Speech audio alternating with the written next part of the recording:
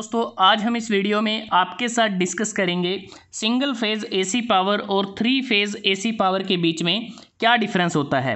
AC power मतलब कि alternating current एक ऐसे प्रकार की इलेक्ट्रिसिटी है जिसमें करंट फ्लो बड़ी फ्रिक्वेंटली अपनी डायरेक्शन को चेंज करता है। जैसा आप इस डायग्राम में देख पा रहे हैं, ये सिंगल फेज़ के लिए साइन वेव है और ये थ्री फेज़ के लिए है, तो बड़े ही फ्रिक्वेंटली इसमें डायरेक्शन चेंज होती है।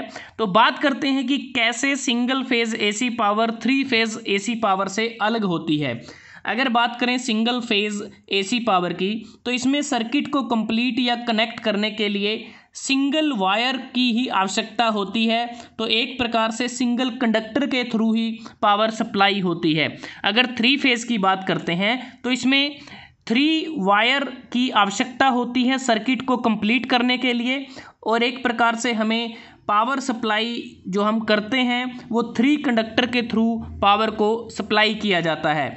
उसके बाद जो सिंगल फेज़ जो एसी पावर होती है उसकी वोल्टेज 230 वोल्ट की होती है, जबकि थ्री फेज़ एसी पावर की वोल्टेज 415 वोल्ट होती है। उसके बाद अगर हम बात करते हैं जो सिंगल फेज़ का जो फेज़ नेम होता है उसे हम स्प्लिट फेज़ के नाम से जानते हैं, लेकिन थ्री फेज़ का कोई अलग से नाम नहीं होता।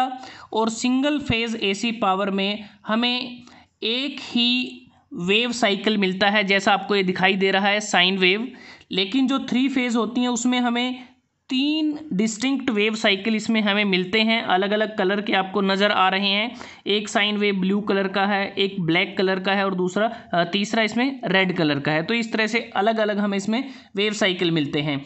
अगर हम बात करते हैं पावर ट्रांसफ़र कैपेसिटी की, तो सिंगल फेज़ के एसी पावर के केस में जो पावर ट्रांसफ़र कैपेसिटी है वो मिनिमम होती है, लेकिन जो थ्री फेज़ एसी पावर होता है उसमें पावर ट्रांसफ़र कैपेसिटी मैक्सिमम होती है। और जो सिंगल फेज़ कनेक्शन होता है वो सिंपल होता है, और जो थ्री फेज़ कनेक्शन होता है वो सिंगल फेज़ के मुकाबले कॉम्प्लिकेटेड होता है। अगर बात करें एफिशिएंसी की, तो सिंगल फेज़ एसी पावर की एफिशिएंसी कम होती है, और जो थ्री फेज़ एसी पावर है इसकी एफिशिएंसी ज़्यादा होती है। उसके बाद बात करते हैं कॉस्ट की। जो सिंगल फेज़ एसी पावर है ये इनएक्सपेंसिव होती है, सस्ती होती है, लेकिन जो थ्री फेज़ एसी पावर है ये एक्सपेंसिव होती है। अब बात करते हैं कि सिंगल फेज़ एसी पावर और थ्री फेज़ एसी पावर को कहाँ यूज़ किया जाता है। बेसिकली अगर हम देखें, जो सिंगल फेज़ एसी पावर है ये नॉन इंडस्ट्रियल बिजनेस में इसका इस्तेमाल होता है, या फिर घरों में इस्तेमाल होने वाले होम अप्लाइंसेस या उपकरण में इसका इस्तेमाल होता है, क्योंकि घरों में इस्तेमाल होने वाले उपकरणों में कम पावर की आवश्यकता होती है, जैसे fan, heater, air conditioner, air cooler, और जो मोटर 5 हॉर्स पावर से कम की है उसके लिए single phase AC power sufficient रहती है। या फिर वो सभी इलेक्ट्रॉनिक गुड्स या इलेक्ट्रॉनिक प्रोडक्ट जिनका लोड 1000 वाट से कम होता है उसके लिए single phase AC power sufficient है।